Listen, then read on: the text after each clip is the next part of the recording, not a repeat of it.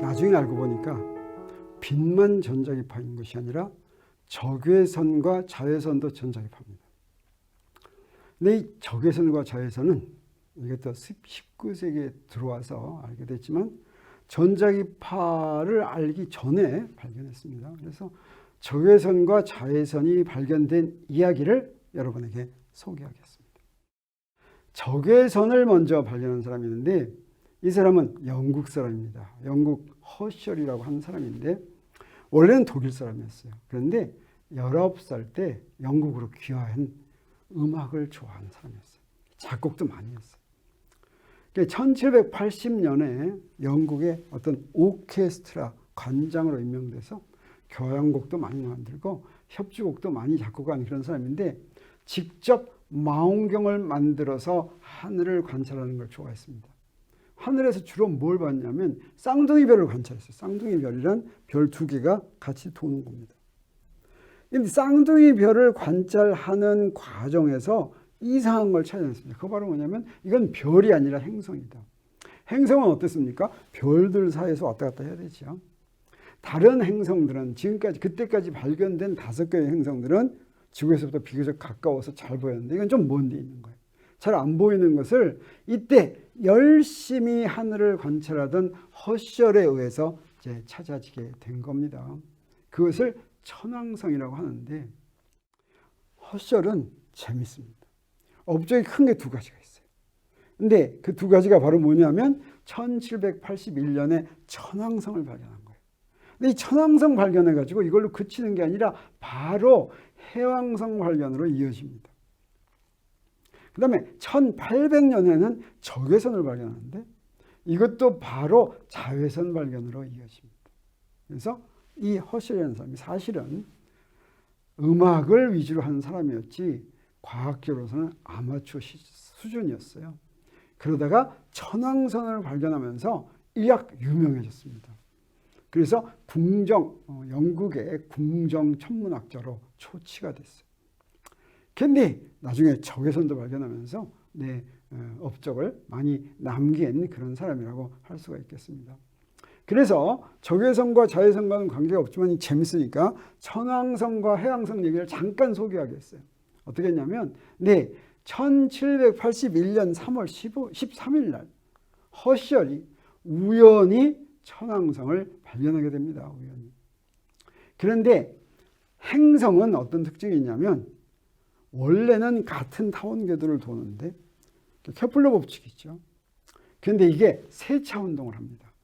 회전축이 조금씩 이동하는 거예요. 왜 그러냐면 행성은 왜 태양주를 돕니까? 태양이 잡아다니는 만유력 때문이죠. 이 행성에 태양이 잡아다니는 만유력만 작용한다면 똑같은 원궤도를 계속 돌아요. 그래서 견우와 직녀가 제자리에 가만히 있으면 지구가 그 자리를 1년 뒤에는 다시 옵니다. 그래서 만날 수가 있는 것인데 주위에 다른 행성이 있으면 그 주위에 가까운 건 별들은 너무 멀리 있으니까 영향 안 줍니다. 가까이 있는 게 뭐냐면 태양과 그 다음에 태양계에 속한 행성들이겠어요. 행성들이 만유력을 작용해서 궤도가 조금씩 달라집니다. 이거를 세차운동이라고 하는데 이 세차운동이 많이 일어나는 건 아니에요. 100년에 400초 정도 일어납니다. 100년에 400초면 1도가 3600초이기 때문에 굉장히 얼마 안 되는 거예요. 그런데 해왕성이 발견된 다음에 사람들이 이게 잘 알고 있었기 때문에 굉장히 궁금했어요. 해왕성의 궤도는 어떻게 될까? 지금까지 알려진 행성들의 궤도는 세차운동까지도 완벽하게 설명할 수가 있었어요. 어떻게 하면? 그 행성에 작용하는 다른 행성들 사이에 힘을 집어넣고 뉴턴의 운동법칙을 풀면 완전하게 풀 수가 있었습니다. 그래서 해왕성, 새로 발견된 해왕성이 한 바퀴 돌고 2바퀴 돌고 하는 게 궁금한 거예요. 그래서 언제 60년이 지나는 동안 그 해왕성의 세차운동 자료가 모였어요. 그래서 프랑스의 위르뱅 르베리아라고 하는 사람이 세차운동을 계산했습니다. 세차운동 계산할 때 어떻게 합니까? 그 옆에 있는 다른 행성들까지 다 집어넣겠죠. 그런데도 설명이 안 되는 부분이 있었어요. 그래서 그걸 설명하기 위해서 다른 행성이 하나 있어야 되겠다. 만약에 다른 행성이 있다면 이놈은 어디에서 어떤 운동을 하고 있을까? 이걸 계산한 다음에 그 좌표, 그 행성의 좌표를 계산을 했습니다. 근데 이 사람은 이제 뉴턴 역학을 전공하는 수학자였기 때문에 그 행성을 측정할 수는 없죠. 그래서 이 결과를 누구한테 보냈느냐? 누구한테 보냈냐면 독일의 천문대 대장한테 보냈어요. 갈레라고 하는 사람입니다. 요한 갈레라는 사람한테 편지를 보냈어요. 9월 18일 날 편지를 보냈더니 9월 23일 날 도착했어요. 여기에 날짜까지 쓰는 이유는 뭐냐면 이 편지를 받자마자 갈레가 리베리에가 예언한 고기를 향해서 망원경을 향했어요. 그리고 눈 닦고 보기 시작했어요. 그랬더니 무슨 일이 벌어졌냐. 30분 만에 리베리에가 계산한 바로 그 자리에 행성이 있는 걸 발견했습니다. 그게 바로 해왕성입니다. 이건 뭘 얘기해 줍니까? 뉴턴 역학이 얼마나 정확한가 하는 걸 얘기해 주는 것이죠. 자, 이런 일화가 있었습니다. 그래서 허셜이 천왕성 발견해가지고 해왕성도 발견하겠다. 그래서 해왕성이 지금 알려진 가장 바깥에 있는 행성이죠. 그런가 하면 적외선은 어떻게 해서 발견하게 됐느냐. 적외선은 우리 봤더니 빛을 스펙트럼으로 나눴더니 빛마다 온도가 얼마일까 하는 것에 허셜이 관심을 가졌습니다. 그래서 태양빛을 관찰하다가 적외선을 발견한 것인데 어떻게 해요? 스펙트럼을 이렇게 늘어놓은 다음에 파란빛의 온도가 뭘까? 초록색빛의 온도가 뭘까? 이렇게 온도를 이렇게 측정을 했어요. 그런데 이건 좀 우연이겠죠. 놀라운. 여기 바로 그 옆에 안 보이는 부분, 이 안 보이는 부분이 온도가 제일 높았어요. 거기 뭐가 있다라고 하는 걸 알게 됐어요. 그래서 프리즘을 통과하여 무지개 색깔로 나뉘었는데 그때 전달하는 열의 정도를 비교하는 실험을 하는데 안 보이는 부분, 빨간색 너머에 있는 안 보이는 부분에 열이 더 많이 관찰되는데 그 열이 많이 관찰되는 부분이 도대체 뭘까 했더니 그게 어떤 성질을 갖고 있냐면 굴절 법칙과 반사 법칙 이런 걸 만족하더라라고 하는 거예요. 거울을 통해 놓으면 반사하는 거예요. 물을 통과하면 굴절하는 거예요. 네, 이런 굴절과 반사를 만족하면 이게 뭡니까? 빛과 똑같다라고 하는 거 알겠죠? 그래서 이걸 뭐라고 불렀냐면 오늘날에는 적외선이라고 부르는데 이게 뭐예요? 빨간색 담에 있다 이런 뜻이죠. 이때 허셜은 이것을 열선이라고 불렀습니다. 열을 나르는 선이다 이렇게 부른 거예요. 그래서 이런 적외선은 여기에 스펙트럼이 이렇게 있다면 스펙트럼을 이렇게 나눠졌을 때 저쪽에 빨간색 저쪽에 안 보이죠? 저게 바로 인프라레드 적외선이 해당하는 그런 영역이 되겠습니다. 그래서 빨간색 너무 안 보이는 부분인데 이런 적외선은 열선이라고도 불렀고 어떤 역할을 하냐면 눈에는 안 보이지만 보통의 카메라에는 이게 감지가 되면 사진 찍을 수가 있어요. 그래서 밤에 어떻게 합니까? 밤에 사람을 볼 때는 밤에 빛 하나도 없을 때 적외선이 있습니다. 온도가 있는 물체는 항상 적외선을 내보내요. 그래서 어떤 물체가 있는지 없는지를 적외선을 가지고 감지할 수가 있습니다. 야간 투시를 할 수가 있죠. 그리고 적외선을 이용해서 물체의 온도를 측정할 수가 있어요. 우리 여기다가 대지도 않고 여기다 이렇게 해가지고 체온을 재는데 띡 하고서 체온 재는 거 있죠. 이게 뭘 이용한 겁니까? 36.5도에서 나오는 적외선을 측정해가지고 체온을 측정하는 겁니다. 그뿐 아니라 적외선을 쪼여줄 것 같으면 물체가 그 적외선을 흡수해가지고 온도가 올라가는 가열 현상에도 이용이 된다라고 하는 것이죠. 그러면 어떻게 자외선을 발견하게 됐을까? 우리 천왕성 나오고 해왕성 나온 거 재밌었죠? 자, 그러면 적외선 나오고 어떻게 자외선 나오게 됐을까? 이때 독일 사람이 등장합니다. 독일의 요한 리터라고 하는 사람이 등장하는데 이 요한 리터는 독일에서 화학과 전기 실험 이런 거를 열심히 혼자 하는 사람이었어요. 굉장히 똑똑한 사람이었는데 어디에 교수가 된다거나 이렇게 취직을 하지 않고 그래서 생활고에 시달렸어요. 그러다가 굉장히 일찍 죽었습니다. 1779년에 나서 1810년이면 어떻습니까? 31살에 죽었죠. 이렇게 일찍 죽었습니다. 이분은 똑똑했기 때문에 당시에 유명했던 학자들하고 교류했습니다. 그래서 시인 괴테라든가 자연철학자 훔볼트라든가 셸링이라는 철학자 또 그 다음에 웨르스테드 덴마크의 웨르스테드 이런 사람들과 교류했던 사람이었어요. 그리고 건전지, 볼타 전지에 관심을 갖고 건전지를 최초로 만들었고 전기도금도 처음으로 한 이런 사람입니다. 결혼을 일찍 하고서 자녀가 4명씩이나 있었는데 수입이 없어서 생활고에 시달렸어요. 그러다가 그냥 가난해서 일찍 죽은 그런 안타까운 사연을 갖고 있습니다. 이 사람이 1800년에 윌리엄 허셜이 적외선 발견했다는 소식을 듣고 자외선을 발견하게 됐어요. 그래서 자외선을 언제 발견했냐? 1801년에 발견했습니다. 어떻게 해서 발견하게 됐을까? 요한 리터는 무엇에 심취했냐면 당시에 자연 철학에 심취했습니다. 자연 철학이라고 하는 건 뭐냐면 이런 거예요. 이 세상 만물은 한 가지만 있는 게 아니라 항상 조화를 이룬다. 우리 동양에서 말하면 음양오행설과 비슷한 겁니다. 그래서 이 세상 만물은 남과 여, 암컷과 수컷 이런 것이 항상 같이 있다. 그리고 전기도 어떠냐? 양자나 음자나 이렇게 항상 짝지어서 존재한다.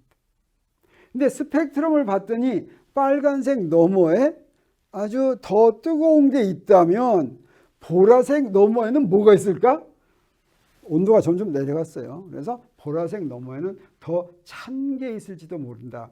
그래서 자연철학의 십자를 요한 리터가 적외선 발견 소식을 듣고 어떤 의문을 품었냐면, 자 여기에 요 부분에 뜨거운 게 있다면 여기 요 부분에 찬 게 있지 않을까 하는 것을 알고서 실험을 막 했어요. 근데 찬 게 없었어요. 찬 게 없었어요.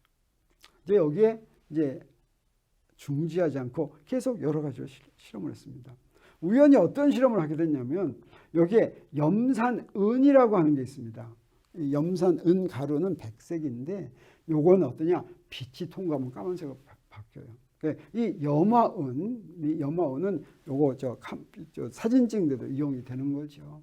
이 염화은 가루를 놔뒀는데 요 염화은을 햇볕에 쬐면 검은색인데 색깔마다 얼마나 요게 색깔이 변하는가 하는 걸 했는데 요걸 어디에 놔뒀더니 보라색 옆에, 자 보라색까지 검은색으로 변했어요. 그 옆에 놔뒀더니 더 새까만색으로 변하는 거를 봤어요. 그래서 프리즘으로 나뉜 각 색깔의 빛을 염화은 가루에 쪼여줬는데 어떤 걸 했냐면 보라색 넘어 있는 부분에 염화은 가루가 더 새까맣게 변하는 걸 발견했어요. 그래서 이것을 요한 리터는 뭐라고 불렀냐면 화학선이다.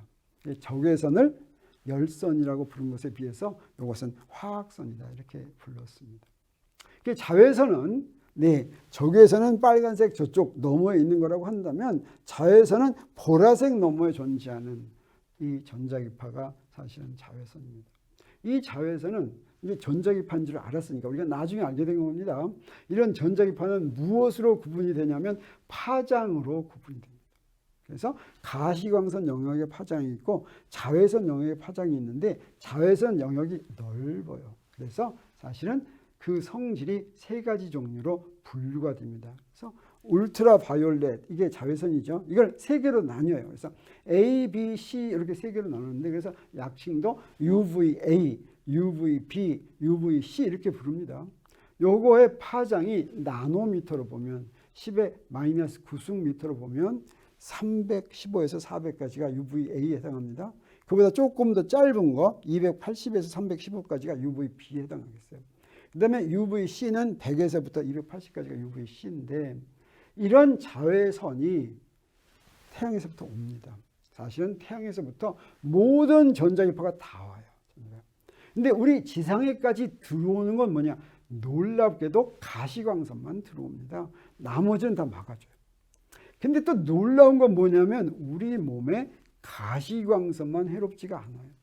다른 전자기파는 다 해로워요. 또 해롭지 않은 게 뭐냐면 우리 나중에 배울지 모르지만 라디오파, 이것도 해롭지 않아요. 라디오파는 파장이 아주 긴 거예요. 여러분도 해롭지가 않아요. 그러면 왜 우리 지상까지 안 오느냐? 대기권이, 공기층이 오존층도 있고 전리층도 있고 대기권도 있고 그렇죠. 이놈들이 다른 전자기파는 다 흡수하고 가시광선과 라디오파만 흡수하지 않습니다. 자, 이게 이제 몸에 해롭지 않은 게 이제 거꾸로도 얘기할 수가 있겠죠. 생물 중에서 뭐 다른 거에 약한 거는 다 죽고 가시광선, 근데 사실은 이런 전자기파 중에서 지상으로 제일 많이 들어오는 게 뭐냐면 가시광선입니다. 그래서 가시광선에 이제 영향을 안 받는 놈들만 진화하는데 살아남아가지고 그놈만 우리한테, 그 다음에 눈에 보이는 것도 어떻습니까? 눈에 보이는 것도 우리 살려면 가시광선이 보여야 되겠죠. 곤충들 중에는 자외선만 보는 것도 있어요. 네. 그래서 보는 게 서로 다르죠. 그냥 잘 살기 위해서는, 살아남기 위해서는 우리 가시광선만 봐야 되기 때문에 눈이 그렇게 진화했다, 이렇게 이야기할 수도 있겠죠. 이런 세 가지 그 자외선은 어떤 특징이 있냐면, 자외선은 사실은 오존층에서 다 걸러집니다. 자외선 중에서 파장이 짧을수록 우리 몸에 해를 많이 끼치는데, 그런 놈들은 오존층에서 UVC는 거의 다 흡수가 됩니다. 근데 UVBA는 조금 남는데, 이건 또 어때요? 우리 렌즈, 유리 이런 걸로 이제 차단이 됩니다. 그래서 우리 이런 자외선을 차단하는 그런 장치를 쓰죠. 근데 UVA는 차단이 잘 안 되고 통과해요. 이런 거 많이 쪼이면 어때요? 기미나 주근깨의 원인이 되는 거죠. 그래서 사실은 자외선은 좀 조심을 해야 되겠다라고 하는 겁니다. 정리하면 이렇네요. 네, 적외선과 자외선은 어떻게 알게 됐냐면, 먼저 윌리엄 허셜이 색깔별로 열을 얼마나 내는가 하는 거 하다가 우연히 열선을 발견했다 그랬죠. 그리고 자연 철학에 심취한 요한 리터가 만약에 빨간색 너머에도 뭐가 있다면 보라색 너머에도 뭐가 있어야 되겠다라고 하는 것으로 화학선, 찬선은 없었고 화학선이 있었다라고 하는 것입니다. 자, 근데 놀라운 것은 이런 적외선이나 자외선 이런 것들이 모두 맥스웰이 전자기파의 존재를 예언한 1865년 전, 훨씬 먼저 우리 알려주게 됐고, 서로 다른 이름으로 이렇게 불리게 됐었죠.